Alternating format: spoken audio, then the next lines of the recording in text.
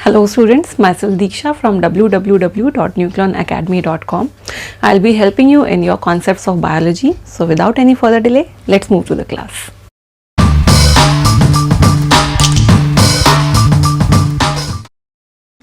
Today in this video, we will discuss about a topic which is nutrition in plants, which is from class 10 and chapter 6 of NCERT. Although this chapter 6 has many more topics, but we will be discussing them in slots in our upcoming videos. So without any further delay, let's start discussing. Whenever we hear about nutrition in plants, there are certain terms that pop up in our mind, like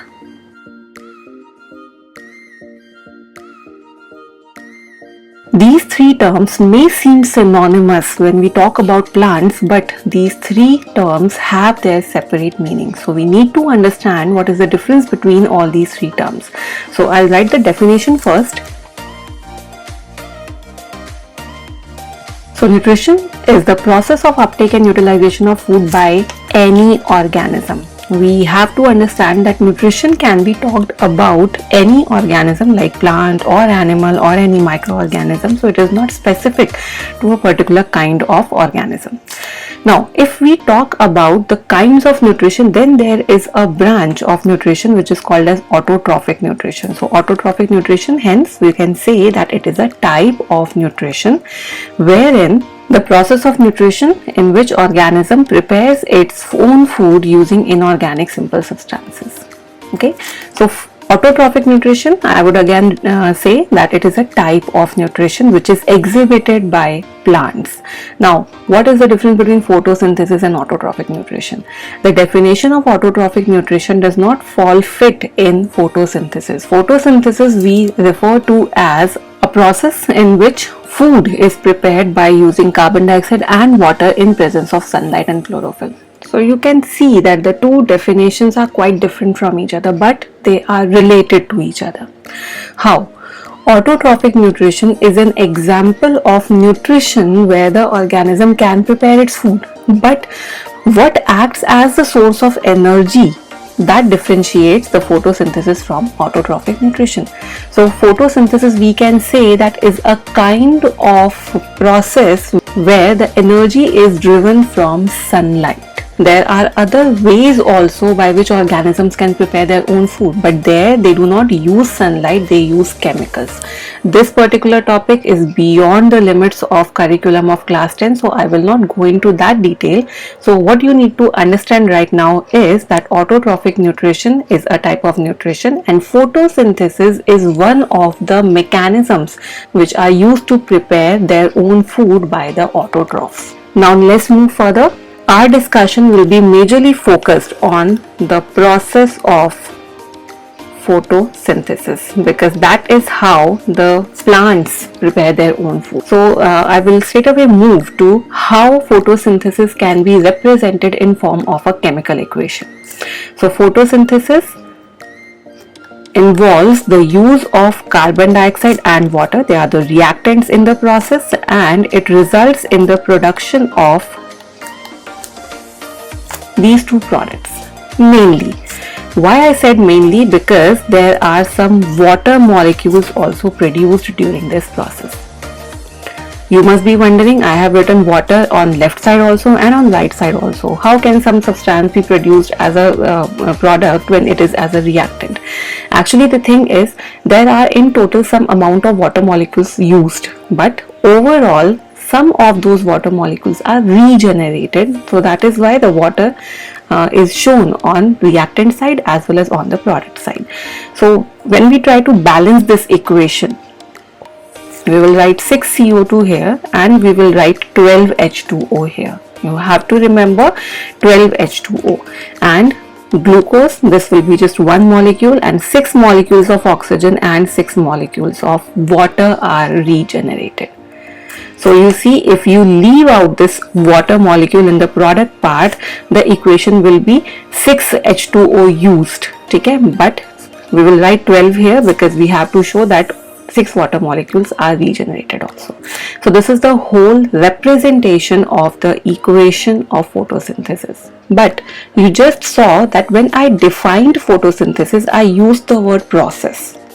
process which is always involving more than one steps. So that means ये जो equation मैंने यहाँ लिखी है, this equation is not a single step equation.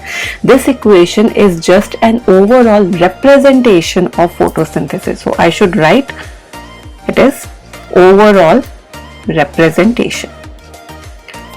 Okay, and I missed out on the conditions required. So chlorophyll and sunlight.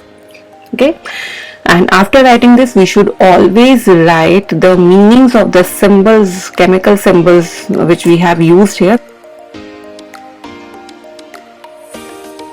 So let's talk about the steps of photosynthesis.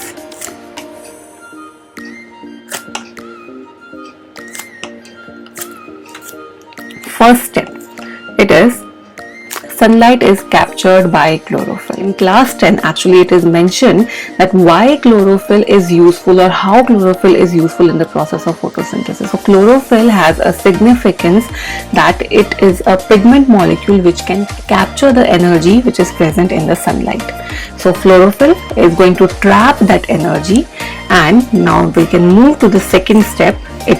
So in second step, we see that solar energy is going to be converted into chemical energy by splitting up of a water molecule. Now what do we mean by splitting up of a water molecule? I'll represent it in the form of a chemical equation. If we split a water molecule, so you see that there are two elements in a water molecule, H and O.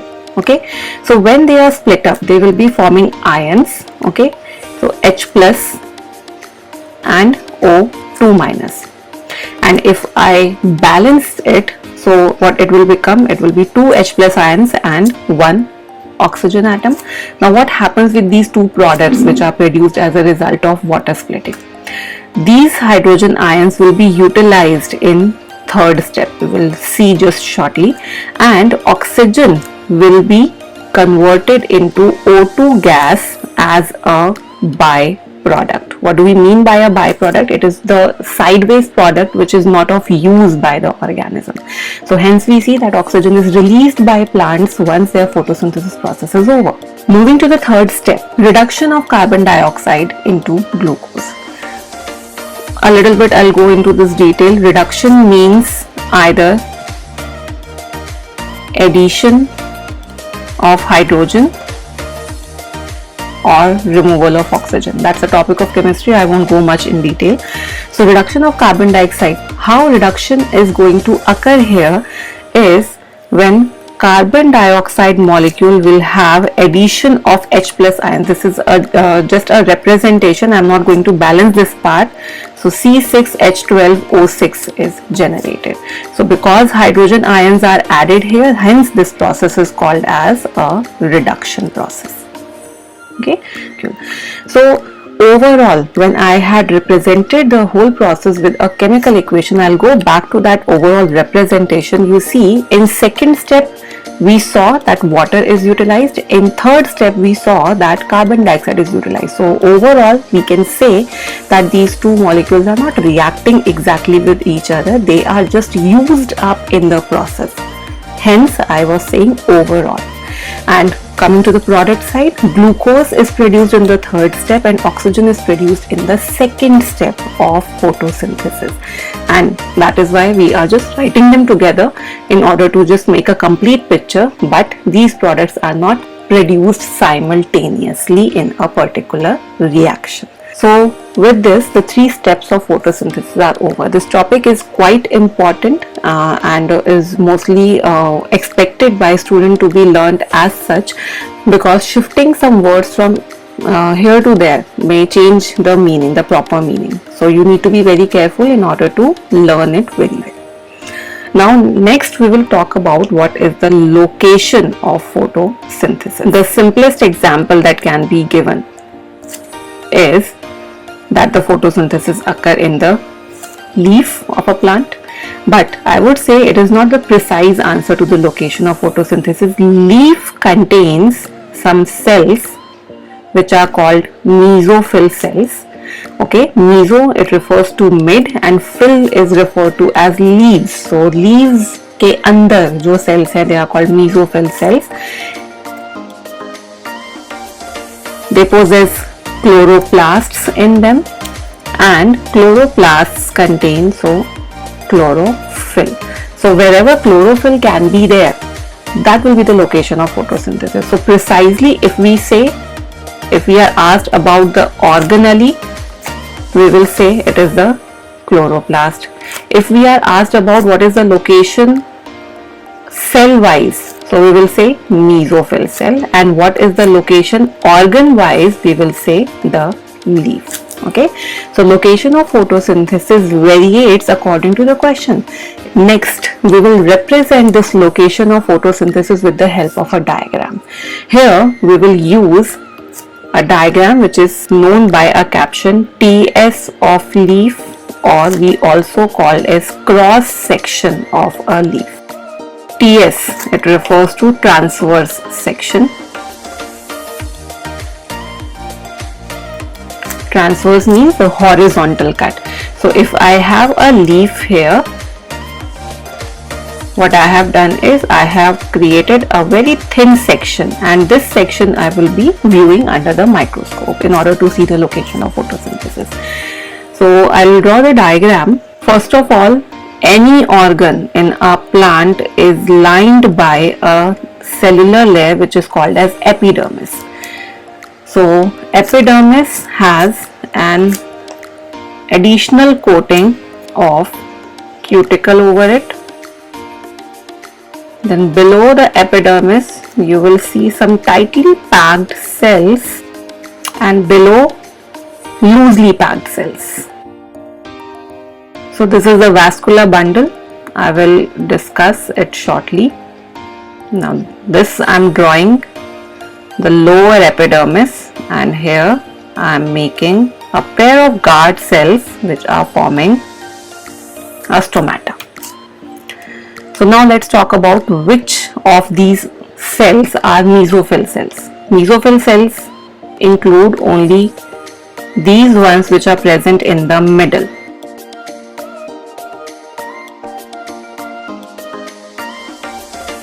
So I hope you could see that I have drawn these green dots only in these two types of cells.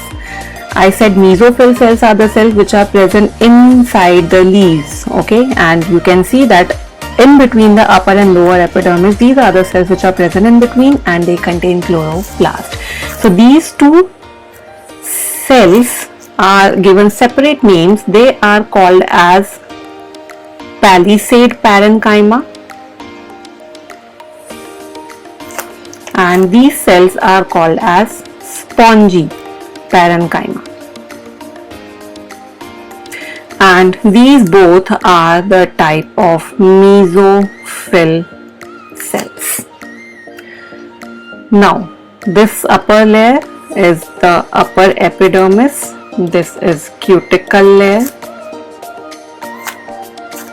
and this is lower epidermis, and here this is a guard cell, and this in between is the stomata. Now talking about this structure, this circular structure that I drew in between, this is a vascular bundle. I'll label on this side. It is not a very important part of this whole diagram, so you can also avoid to label it, but you should know what exactly they are. Vascular bundle. The upper two structures that I have drawn, they seem to be like the eyes of a smiley. They are the xylem elements, and the lower one, which seems to be the mouth of the smiley, this is the phloem. Okay, so vascular bundle is the one which contains the conduction tissue, xylem and phloem inside it. So all the leaves have these vein appears like this in a cross section.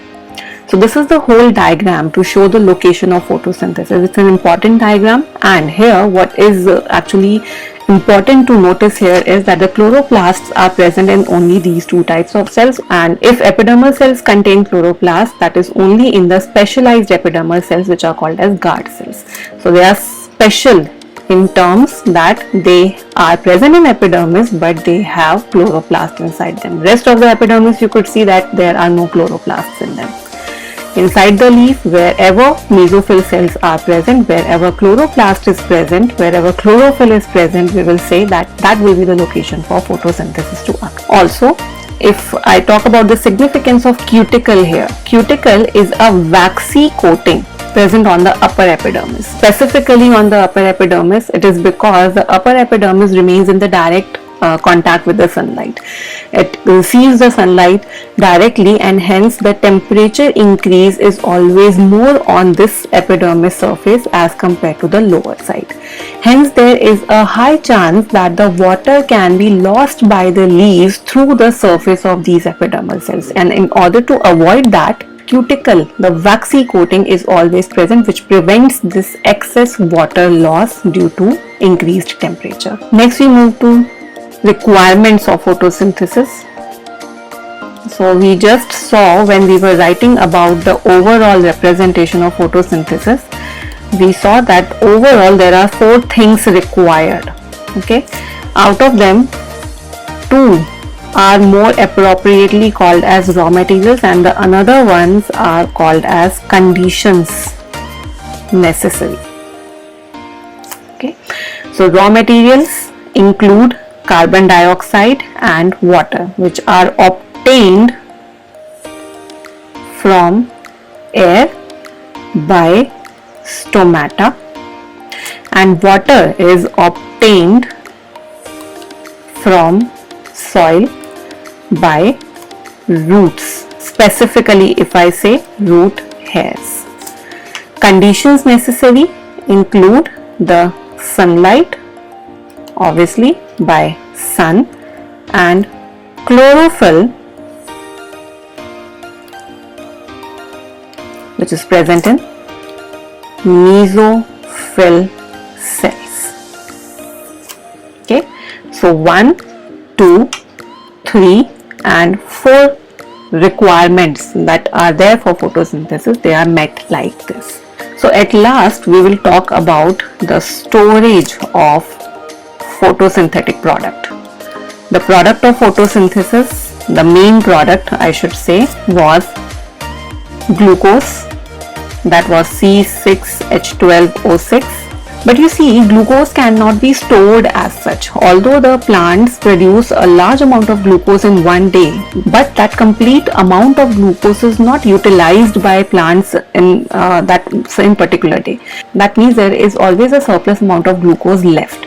So this glucose, this extra glucose, is always to be converted into such form in which the food can be stored in the body. Now during storage, it has to be taken into account that much amount of water should not be required to store that food.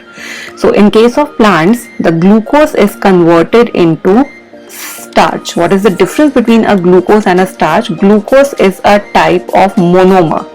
It is a single unit, and starch is a kind of polymer. It is a chain of glucose. And why it is converted into starch? It is because glucose requires large amount of water to be stored in a cell, but starch can be stored with lesser amount of water required. So this was all about nutrition in plants. I hope the video was useful to you. If you have any other doubts, you can leave the comment in the comment section.